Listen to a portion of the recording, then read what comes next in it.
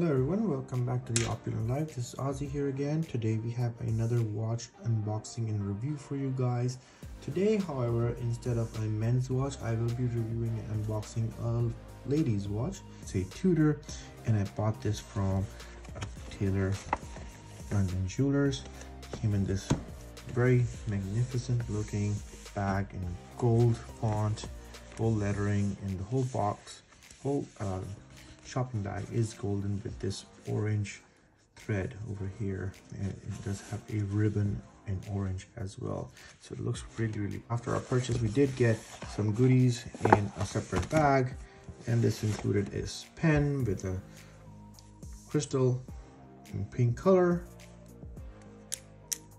and then we also got, I'm just gonna open this up and show you guys, we got 2 chocolates with their branding and signage.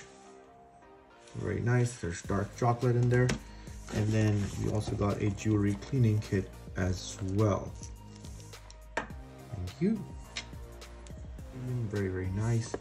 And the watch comes in a standard white cardboard covering. As you can see, nothing much to talk about it, so we'll just take it out from there. Here is the outer box, and this is a Tudor watch. As you guys can see, it's a black box with the Tudor shield in red and Tudor lettering in white. It is a faux leather style cardboard box. Again, very plain, nothing much to talk about. Most watch cases and boxes look like this, so let's take it out. And inside, pretty much standard, you have some lining here, and here is the Tudor box inside the box. So no other secret hidden compartments to talk about, so we'll put this to the side here. And you can see that very minimalist design. You have it's a nice decent quality box. However, there is some difference in finish between the top part and the lower part. The top part is soft touch faux leather style finish. You have the Tudor shield, which feels like it may be a sticker of some sort, and on the bottom you have a faux wood style finish, and then at the bottom there is some velvet. Okay, so let's open it up, and then here we go.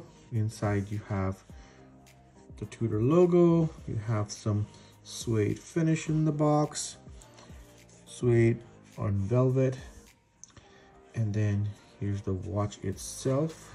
We'll talk about it in a second. As you can see, it is a Black Bay ladies model 31mm.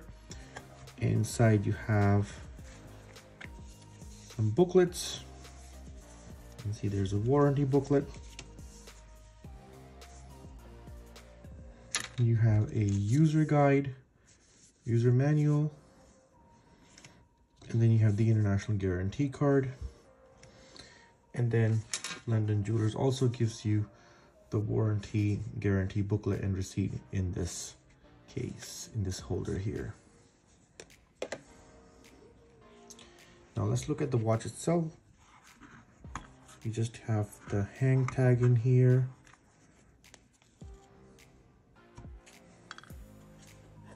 And there is actually a secret compartment. Nothing is contained in here, but it is there in case, I believe, you want to change out straps or something.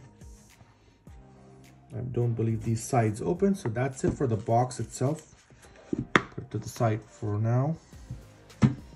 Let's talk about the watch. It comes on this cushion pillow.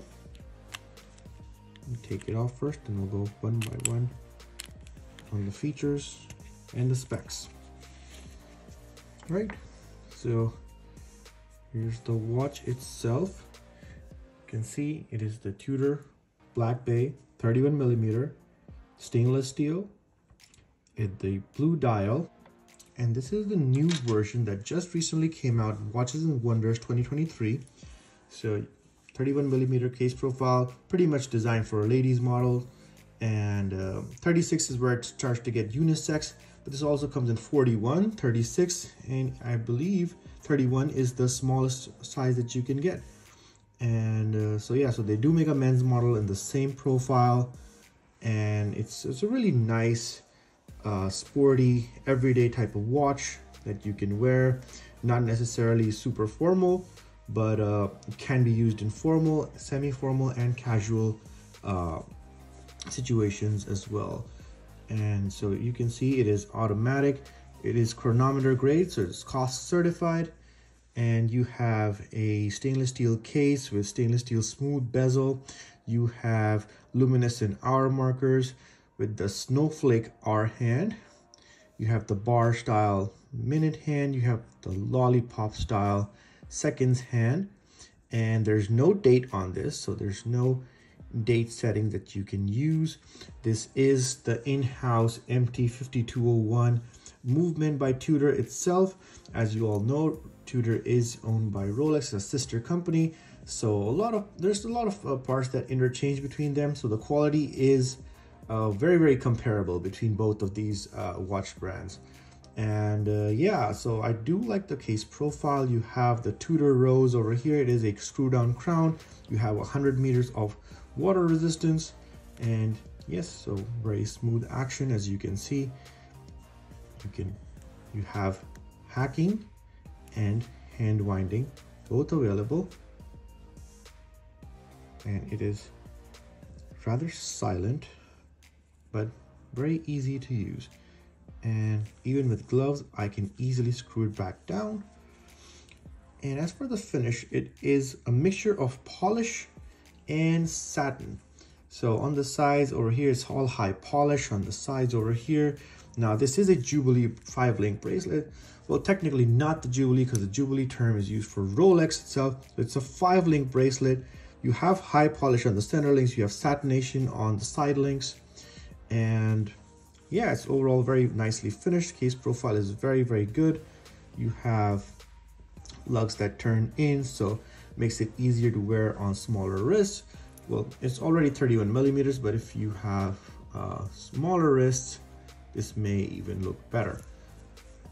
And then you have the new T-fit Clasp by Tudor, which is a very nice update. As you can see, very similar profile to a Rolex clasp, oyster clasp, but a little bit different. Obviously has the Tudor signage and logo over here. Looks very beautiful, very easy. Even with the gloves, it's very easy to open up, and there you go, very secure also. And then this portion of the clasp is high polish. You have the Tudor signage, Genève, with the Tudor shield logo. And now, an interesting thing about this clasp is that you can adjust it very similar to how you would do an adjustment for a Submariner oyster clasp. You can see here, it is spring actuated, so it works a little bit differently. You can see there's some indentations on how much adjustment is needed. So what you would do is you would push inside and slowly move up as much as you need, and then leave it there. If you want to go all the way, press up, go all the way. Sorry, my glove caught in between. And now you see you have it fully relaxed. If you want to go back in, you would push it down and then go in, and then you have it all the way in now. Very easy. Takes a little bit getting used to, but very simple operation indeed. The Jubilee bracelet is silky smooth, and see, no bending, no binding of the links. And because of this clasp, you don't need to adjust the links as much as you would on any other watch, which would require you to take out the screws. You do have screwed links available, so if you do need to still make an adjustment, you can, but I presume the need would not arise as much as it would in other watches. You don't have any drill lugs, but I mean, I think changing this to a strap configuration would not take too much of an effort. However, most ladies who would buy this will probably just keep it on the bracelet. And yeah, you can see very smooth movement. It has a 100 meter water resistance and a 50R power reserve. And you do have fully luminescent markers. I may have already mentioned that. You do get green Superluminova Lume. It is different from the Rolex chromolite, which is slightly bluish in hue. This one's more green, so I will demonstrate. As you can see, it is rather green and it has already charged up fairly well, and it is very, very visible in low light. Now there's no way you can see the movement as it is a fixed case back, solid case back. Not much to say about it other than that it has a coined edge with Tudor Genève written on the outer rim. There is some plastic that I have not still taken off yet. This is my wife's watch, I'll let her do that. And yeah, overall I really like the profile. It's sporty and elegant at the same time. It can be used as a hybrid type of watch for both sporty and casual occasions. And that's the reason, the versatility is the reason why my wife really likes this one. So prior to getting a Rolex, which may be more dressier for her, she wanted something that would be like an everyday piece, and this totally fits the bill. And moreover, it's from the same, literally from the same brand as a sister company, so it can't get any better than this. Now the retail price on this is in $3,750, I believe, and with tax it would cost you somewhere close to $4,000. Now for this particular brand, going gray, you can go gray if you want to, but on the gray market the price difference is not very substantial from what you would get at retail, maybe $300-400 off, but you won't get any warranty if you do that. So I think it's best to get this particular piece at retail. This way you get the warranty for 5 years, and you're covered in any case there's something wrong with the movement. If there was a huger price difference, let's say like $1,000+, I would have said go gray, but when the price difference is so little, then there's no point in going to the gray market, because then you're missing out on warranty, and that may be useful in certain cases. So yeah, I would recommend getting this in retail.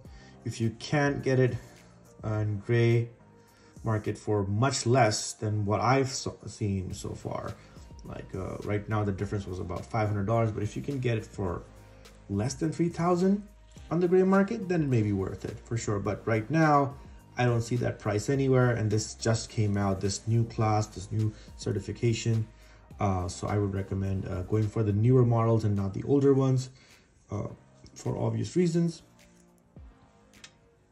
And I think that pretty much covers it. I think that right now, if in the ladies models, if you're talking about female professional sports models, there isn't much to get from Rolex other than getting the professional model, which men are usually buying in the 41mm and above range. So for example, the Submariner, GMT, Master, and all of the others like the Daytona, they're all 40mm and plus. There's nothing less than 40mm in those range, in those categories, other than the Explorer. Now this is a good alternative if you are looking for a Submariner or an Explorer type of watch, but not in 34 or 36mm, but in 31mm.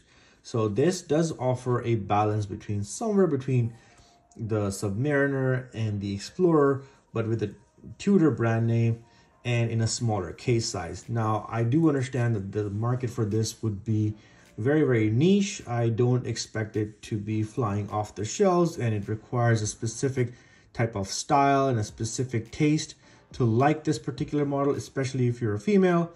But I do think that there is a market for this. There are some ladies who would prefer having something like this than let's just say a Datejust. Right now, if you go to Rolex, less than 34mm, less than 36mm actually, if you are a female, you're looking for something in that range, your only option really is just the Datejusts. But if you want something sportier on the Explorer, for example, then you're struggling. So this size is not a very popular size, but there's still a demand for it, and I think Tudor kind of fills the gap for that. So that's it for today, guys. Hope you enjoyed this review. Take care and subscribe for more updates, and do go on Instagram and look for mini short videos as well. And yeah, take care. Thank you.